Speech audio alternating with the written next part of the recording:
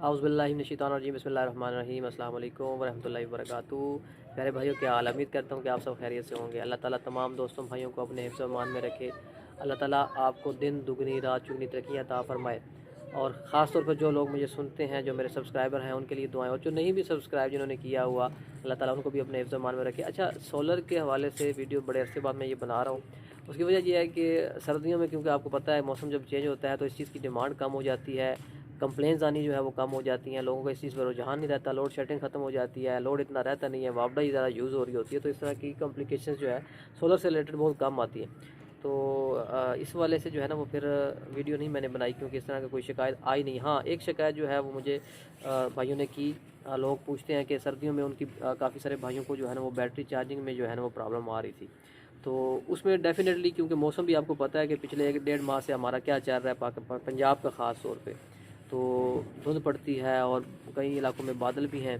तो इस हवाले से फिर ज़ाहिर बात है, सोलर की जनरेशन होती है धूप के साथ, तो जब तक अच्छी लाइट और हीट नहीं मिलती उस वक्त तक फिर वो जनरेशन नहीं होती। और दूसरी चीज़, सर्दियों में मैंने आपको पहले भी अर्ज़ किया कि लोग इस चीज़ पर ज़्यादा तवज्जो नहीं देते। सर्दियों में जो है ना वो पैनल्स के ऊपर डस्ट आ जाती है, और उस डस्ट की वजह से जो है रही सही जो कसर होती है वो डस्ट निकाल देती है, और करंट जो है वो प्रॉपरली जो है ना वो होता नहीं। और तीसरा कि जब सर्दियाँ आती हैं उसके बाद इस साइड पर जो है वो हमारा ज़्यादातर ज़हन नहीं रहता, तो जो सोलर के कनेक्शंस होते हैं बाज़ लोगों ने ओपन छोड़े हुए होते हैं, और ओपन कनेक्शन जो होते हैं उनके अंदर कार्बन आ जाती है, डस्ट आ जाती है, जिस वजह से वो जो है, या कहीं किसी कनेक्शन में स्पार्किंग की वजह से उसमें प्रॉब्लम आ जाती है, तो नमी की वजह से, तो वो फिर जनरेशन जो है ना वो करंट सही तरीके से पास आउट होकर नीचे जा नहीं रहा होता।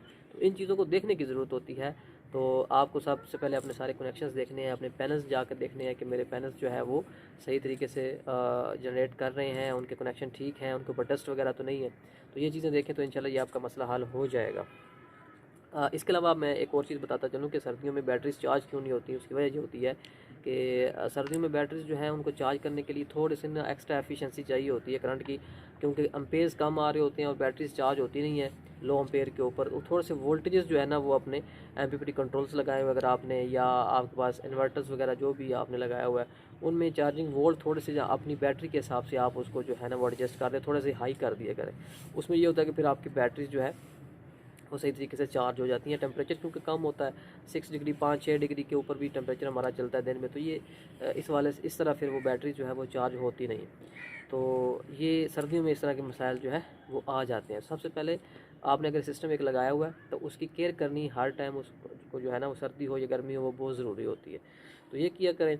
एक और चीज़ चौथे नंबर पर ये आती है कि हमने मोस्टली जहाँ पर भी प्रोजेक्ट लगते हैं वो फिक्स स्टैंड जो है ना वो हम लगा देते हैं, ना मूवेबल नहीं होते, और ना ही उनको मतलब है कि चेंज उनके एंगल को चेंज किया जा सकता। तो ये भी एक सबसे बड़ा फैक्टर है लो पावर जनरेशन का सर्दियों के अंदर, क्योंकि सर्दियों में आप देख सकते हैं कि ये सामने अभी सूरज किस जगह पर है, और इस वक्त तकरीबन 3 ढाई 3 बजे का टाइम हुआ है। तो यही सूरज जो है वो गर्मियों में इस वक्त इस जगह पर आपको जो है वो नज़र आता है।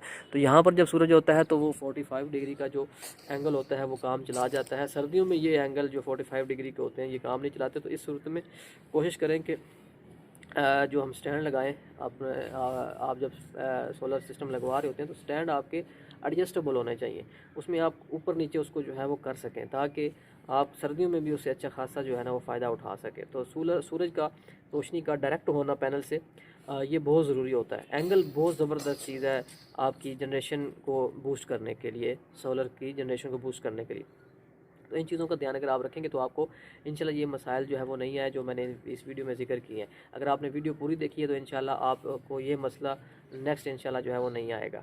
तो ये चीज़ें कर लें, अपनी बैटरी वोल्टेजेस को थोड़ा सा एडजस्ट कर लें, थोड़ा सा हाई कर लें। अगर आपने एक बैटरी आपके पास 14 वोल्ट पर आप उसको चार्ज कर रहे थे तो कोशिश करें उसको 14.5 पे कर दें, तो बैटरी आपकी सर्दियों में भी इंशाल्लाह लो पावर के अंदर भी जो है वो चार्ज हो जाया करेगी। तो ये चीज़ें थी जो मैं ज़रूरी समझता था कि काफ़ी सारे भाइयों ने पूछा भी था, तो मैंने कहा चले मैं वीडियो बना के जो है वो समझाने की कोशिश करता हूँ। उम्मीद करता हूँ कि आपको मेरी बात समझ आ गई होगी। वीडियो को लाइक लाजमी कीजिएगा और शेयर भी कीजिएगा, ताकि दूसरे भाइयों तक भी ये मुफीद मालूमात जो है वो पहुँच सके। और चैनल को सब्सक्राइब तो आपने कर ही दिया होना है। आइंदा इंशाल्लाह किसी और अच्छी सी वीडियो में जल्द आपसे मिलूँगा। तब तक भी मुझे दीजिए इजाज़त। अल्लाह हाफ़िज़।